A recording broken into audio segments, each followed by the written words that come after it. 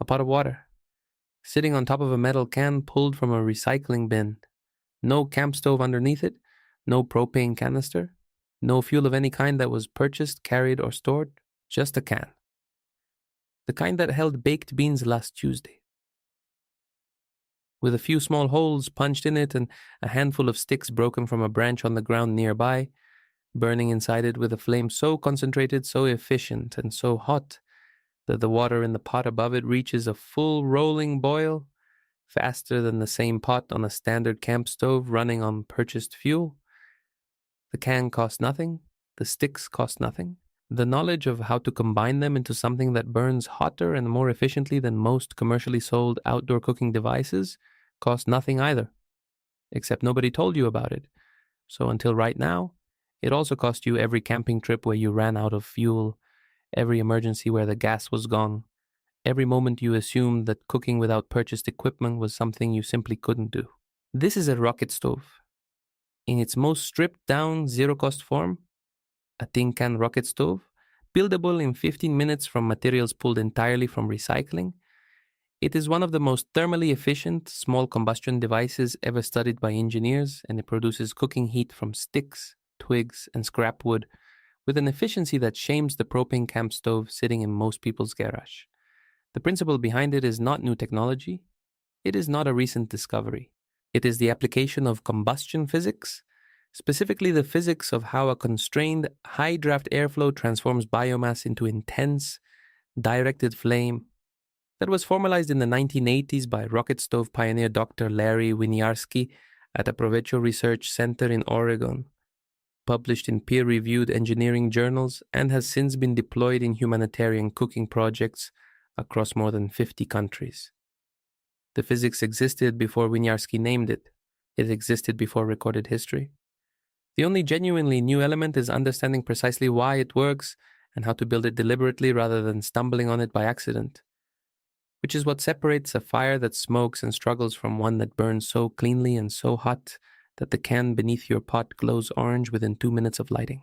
The Aprovecho Research Center, a non-profit engineering organization that has spent decades developing and testing biomass cooking technologies for populations without access to modern energy infrastructure, has published extensive performance data comparing rocket stove designs to conventional open fires, three-stone fires, and commercial camp stoves. A properly built rocket stove uses approximately 75% less fuel than a conventional open fire to cook the same meal. It produces dramatically lower smoke emissions because the high-temperature, high-draft combustion burns more completely, converting wood gases to heat rather than releasing them as smoke. It achieves flame temperatures significantly higher than an open fire of equivalent fuel mass because the geometry of the burn chamber and chimney concentrates airflow and maximizes the combustion zone temperature. The United Nations Environment Programme has recognized biomass rocket stove technology as a critical intervention for reducing indoor air pollution in developing world cooking contexts. The same air pollution that kills 4 million people annually from chronic respiratory disease caused by open fire cooking. Engineers Without Borders has deployed rocket stove designs in community cooking projects across Africa, Asia, and Central America. The World Health Organization has included improved biomass cookstove technology in its framework for addressing the global burden of disease from household air pollution. And you can build the core device from a bean can and a pair of scissors in 15 minutes. You've seen the principle of this your entire outdoor life without connecting it to controlled combustion engineering? Think about a campfire that won't light. Small wood, no draft, wet conditions, the fire smoldering and smoking without producing real heat. Now think about blowing on that fire from below, directing a concentrated stream of air into the base of the fuel pile. The fire responds immediately dramatically. The flame intensifies, the wood lights, the temperature surges. What you did with your breath is exactly what the rocket stove does with its geometry. It creates a sustained, directional airflow into the base of the combustion zone that maintains the high temperature conditions necessary for complete efficient combustion. You've also seen the chimney effect in action whenever you've lit a paper fire in a fireplace and watched the smoke and flame draw upward powerfully through the flue. That draw is the stack effect. Hot air rises faster than cool air, creating a pressure differential that pulls fresh air in from below to replace it. The rocket stove chimney creates exactly this effect in miniature, generating its own draft from the heat of combustion in a self-reinforcing cycle where hotter fire creates stronger draft, which creates more efficient combustion, which creates hotter fire. The can is not a container, it is a combustion management device. And once you understand that, a recycling bin full of cans starts to look like a shelf of cooking equipment. Here is the physics explained simply.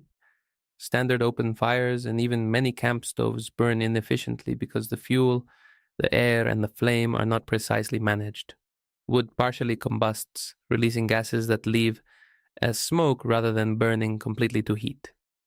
The rocket stove solves this through three interconnected mechanisms. First, a horizontal fuel feed channel where fuel is pushed in gradually from one side, ensuring only the tip of the fuel is actively burning in the hot zone, rather than a large mass of smoldering wood. Second, a vertical chimney section directly above the combustion zone, where the rising heat column creates a strong, sustained draft that pulls fresh combustion air in through the fuel feed opening from below the burning fuel tip. Third, insulation of the combustion chamber walls, which maintains the high temperatures required for complete gas combustion, rather than allowing heat to escape through the walls before the combustion reaction completes.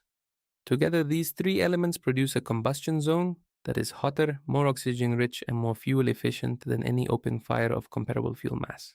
In the tin can version, the insulation is provided by the relatively small thermal mass of the thin metal and by the concentrated nature of the burn. The flame is so hot and so focused that even without additional insulation, the performance far exceeds an open fire, though adding insulation around the can significantly improves it further. Here is how you build it, starting with the simplest single can version that demonstrates the principle completely for zero cost. You need one large food can, a standard 700 milliliter or larger tin can, the kind that holds baked beans, tomatoes, or soup. You need a smaller can. A standard 400 milliliter size works perfectly, and a can opener, a pair of tin snips or strong scissors, a nail and a hammer, or anything that can punch small holes in thin metal. Start with the large can.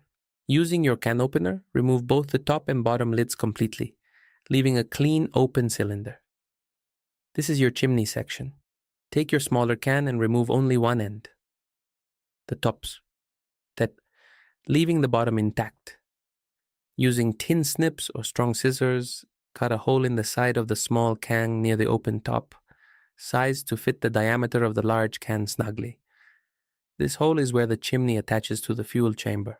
Slide the large can into this hole so the two cans form an L shape. The small can is the horizontal fuel feed chamber and the lower section of the chimney, and the large can is the vertical chimney that extends upward above the fuel chamber. The joint between the two cans should be as tight as possible to prevent gas from escaping at the junction rather than traveling up the chimney. Using your nail and hammer, punch a series of small holes, 8 to 12 holes approximately 5 millimeters in diameter, around the bottom perimeter of the small can at the closed end. These holes are the primary air intake. They allow combustion air to enter below the fuel and travel under the burning tip toward the hot zone at the junction. Punch additional holes around the bottom of the large can where it sits on the ground to allow secondary air intake. Your rocket stove is structurally complete. To use it, place it on a non-flammable surface, bare earth, stone, concrete. Feed a handful of dry sticks into the horizontal fuel channel with only the tips of the sticks inside the burn zone at the L junction. Light the tips using any ignition source. Hold your pot above the chimney exit using 3 small stones, a simple wire grate, or any stable support that positions the pot approximately 2 to 3 centimeters above the top of the chimney. Close enough to capture the focused heat column without choking the airflow. Push the sticks inward gradually as they burn from the tip. The fire self-manages its draft from the moment combustion begins.